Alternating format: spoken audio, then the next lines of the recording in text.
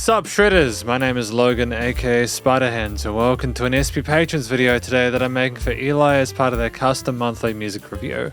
And if we switch over to here, we have ourselves a track on the screen. This is from an act named Tyler the Creator, titled 911/Mr. Lonely. This is, says here, both produced by Tyler, 911 featuring Steve Lacy, Frank Ocean, and Anna of the North. Mr. Lonely was speaking from Schoolboy Q. Sick. Let's go. Let's do it. What do we got? Oh. I like how it's got the lyrics and the image there.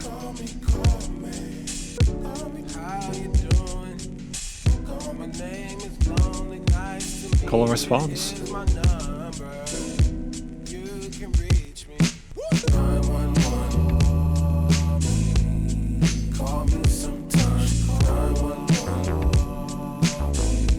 And those stabs are so fresh. I just love how the bass and drums have come in together and it's nice and full sounding.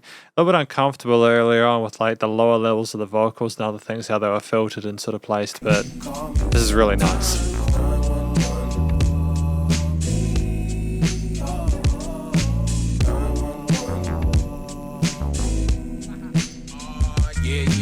Yeah. My thirst levels are infinity and beyond. Sipping on that lemon aid, I need a Beyonce. Can't see straight, these shades of Celine Dion. Sucks, you can't gas me up. Shout out to Elon Musk. Yeah, I got a sold out show.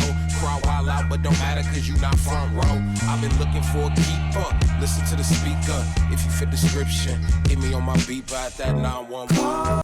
911? Why specifically 911? Is 911 is that meant to be like the emergency services, isn't it? I mean, like, the story seems fairly straightforward at this point.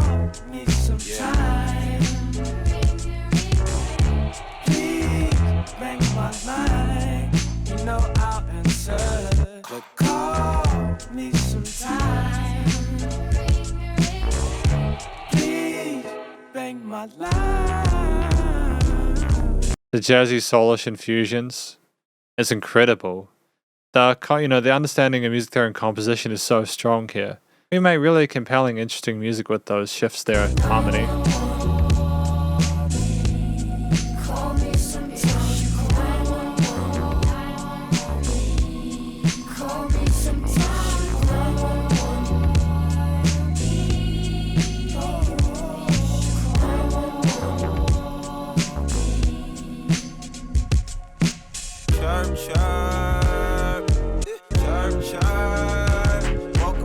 Key sig adjustment?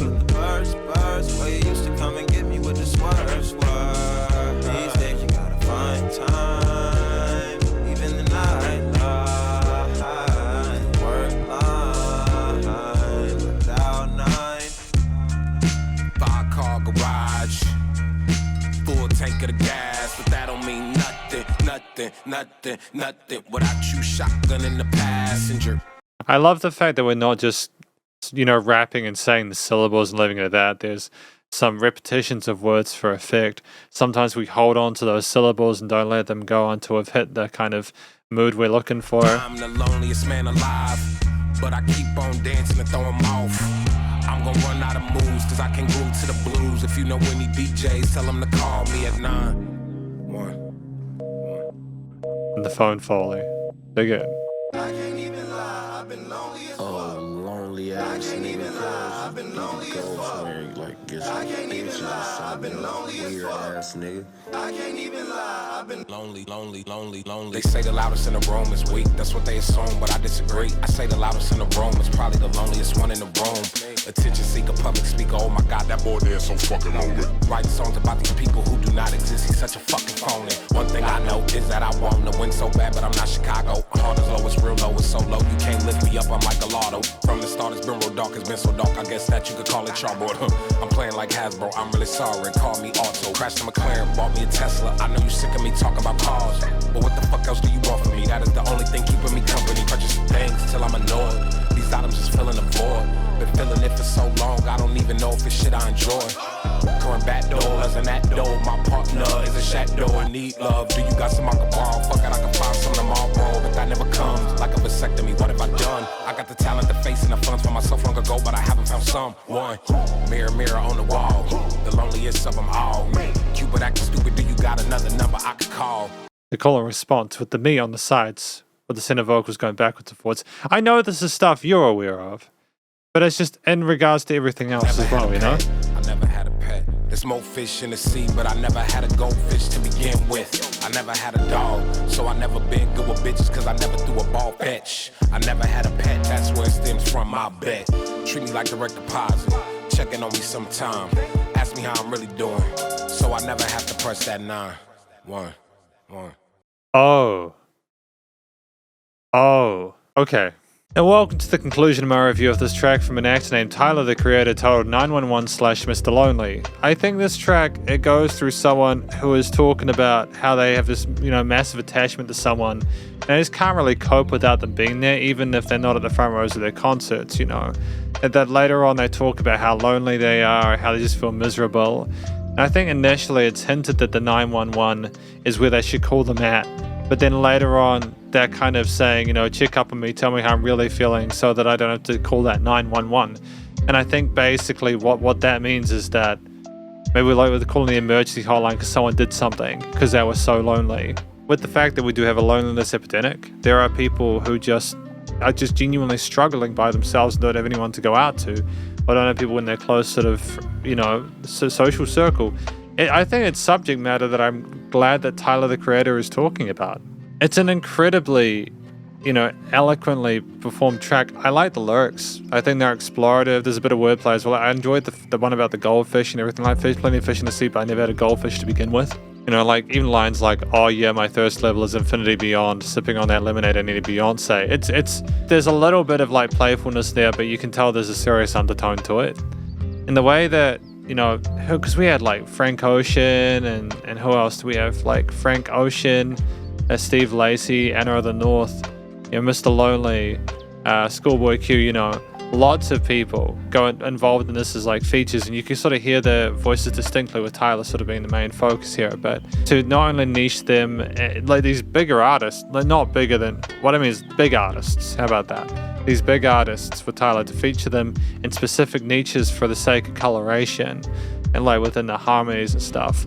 Anna of the North or whatever, her voice is very distinct with the ring, ring, ring part in that chorus of the first half of this track 911. To know how to niche those together as featured artists while still retaining a sort of a sense of consistency stylistically that Tyler, the Creator, is going for is fantastic. And ultimately, I just think it's a very satisfying album, or rather a satisfying track. I say album because I've heard lots of positive things about this album, Flowers, I think that this song comes from. But if I speak specifically about Tyler's flow, full of charisma, great technique, control of the flow with the rhythm and sort of phrasing of things, words came through clearly, the lyrics are on point, the bars are flowing, and we've also got just a really sort of neat control of the head and chest voice there, a little bit of singing occasionally. I'm not sure if that was Tyler or someone else, but either way it was fantastic.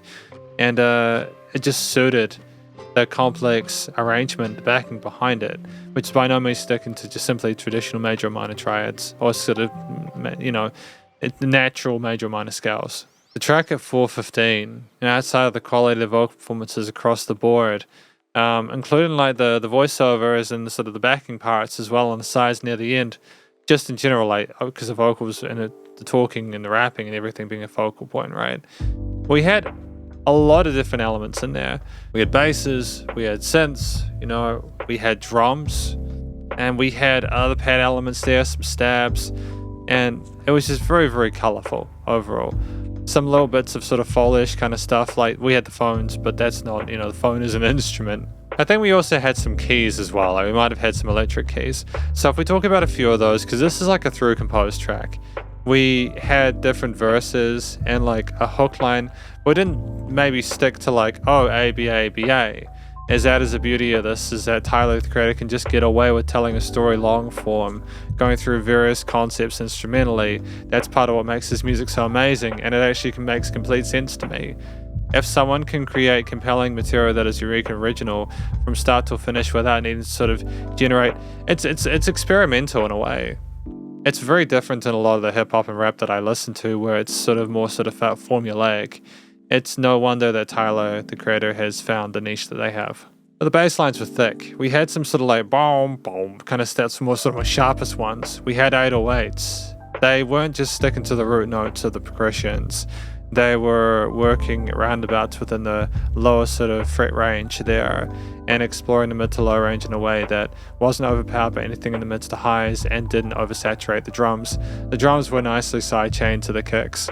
Had great presence to those claps, snares, kicks, and sort of cymbal parts there. It really thumped and it really pumped, and it just completely it dominated in a way where it was acceptable. It was catchy because of the groove on the kit, I think. The variations of the 8th, 16th note parts there. We had tempo shifts as well, but they worked because we had gaps and breaks. We had moments where sort of things did kind of hang a little bit, and you could transition to the new other side of it, like an A and B side of a single. I like the samples used, the textures on the drums were great, and again, they worked well with the rest of the elements within the arrangement. The synth parts that we had were various. We had various different tones, like sometimes there were sub-layers, like the kind of skitterish stuff occurring in some parts of the right side there, which sounded like sparkles. I hesitate to say whether they were keys or synths, but we had some sort of fuzzy kind of background pads there that were nice and warm and full of color, I think I said this about a Fujikaze track. Sometimes I see stuff in colors. There's lots of pinks and stuff like lots of pinks, and it's just like a fluffy blanket. There's a great sort of analog crispness, if that's not a, how do you describe it? A statement that contradicts itself, if that's not an impossibility, because there was like a hum of it. You could feel the warmth of the old school kind of recordings there, which I think was deliberate to kind of make an almost nostalgic tone, but at the same time, it was almost like we wanted to add a bit of glitter and gold to it. We didn't just stick with major and minor chords either, or major and minor arpeggios or sequences. We had chromaticisms or accidental parts there where we kind of go down in shifts there, and regardless of whether we're in the same key signature or going between different ones, like between various parts of the track, such as in 911 where we didn't just stay with the same set of notes, we sort of mixed around with it. It was wonderful. I think we were able to figure out the exact kind of texture and timbre of the synth we needed to match the specific delivery of the vocals in that part there. There was always space for the bass and drums to move along. I suppose if I was just to kind of talk about the keys as well, adding some sort of extensions to it in a way that was sort of jazzy and funky and sophisticated, but also kind of, again, the R&B soul influences there. It wasn't too much though. It was never too much. We didn't overcomplicate the backing to the point where it was a detriment to the vocals. I think we still allowed enough space for Tyler and everyone else involved to sort of say their piece in the field. Like it didn't overwhelm the backing parts or the call and responses or anything like that. There was still a good focus on what the people were saying and rapping and singing and all that. Despite the fact that nonetheless the backing behind it due in part to the variety of different sort of musical ideas and concepts we had there. I think that was part of it, but also it was just simply that we didn't sleep on the extra performances of them either. We explored the instruments without overplaying them and pocketed. And I think at the it's 4 minutes 15, and it gets away with it because we had two different concepts within the same track. I would kind of prefer for musicians to do more of this in future within the genre, as I feel they'd find better success with that, especially if they're starting out. The theme itself overall was kind of neo-funk. It had a sense of, how do I describe it? Like a smoothness, kind of a swagger to it. Like we kind of knew that we were good at what we were doing, but it was also trying to be cool about the fact that we were that lonely, as if it was something that everyone could kind of get behind and agree on. And then there was all those guys talking about how like they were lonely and stuff like that in that last part, and it's like, yeah, no, I totally vibe with that. And I think that that's weird that like I connected with the way that the vocals were saying it, but I think that if it was too dire with a theme, if there were too many sort of minor triads, if it got really kind of gruesome, it'd just be a bit too on the nose. So I'm glad that we had that equilibrium there tonally. I think what I appreciate about Tyler the Creator is that I think they have a blank canvas for every song, and that's something that's incredibly kind of like, I can't imagine doing that personally, but that's part of why Tyler the Creator is just so I think so successful, is that every track seems unique because it's like they've got a beginner's mindset to it. They're not trying to stick with the same tones and the same sounds and everything like that maybe works for one with another. There's constant sort of like playfulness with the way we sort of experiment with things. And, I appreciate the fact that we try and keep it fresh like that. The studio recording, mixing and mastering is tight.